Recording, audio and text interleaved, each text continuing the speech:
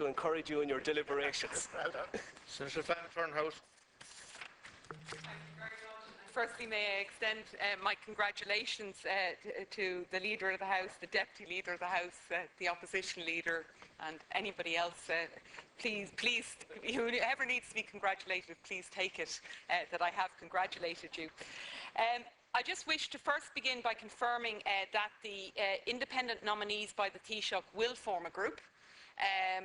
We have come together as independents. We all come from very different groups, society, different civil society groups, different representations, and I think our diversity is our strength. And we wish to really maximise the opportunity that has been presented to us, and each of us in our own right have issues that are close to our heart, but collectively I know, for example, the reform of the Seanad is one that I can guarantee the Leader of the House that we will be knocking on his door to discuss.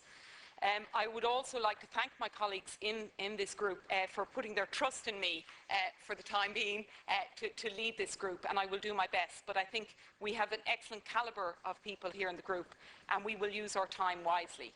Secondly, I would just like to thank the Leader of the House for his agreement to debate on a very important report by Jeffrey Shannon, who is the Special Rapporteur on Child Protection.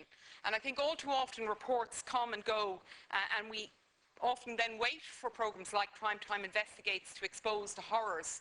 And I would recommend my colleagues here in the Seanad to read this report before our debate next week, because I wish that we don't just complain and use this time that we will have next week to complain, but actually to discuss what solutions need to be put in place, what legislation, what policy, from the provision of a 24-hour out-of-hours social work service to ensuring a range of reforms for children with mental health, the need to reform elements of our criminal justice system, including the introduction of legislation to disclose confidential records, also, the long overdue need for Ireland, for us to put Children First guidelines on a statutory basis, which would ensure that there is a duty to report concerns of neglect or abuse of a child, something that was very much highlighted this morning at the launch by the Ombudsman for Children of her annual report.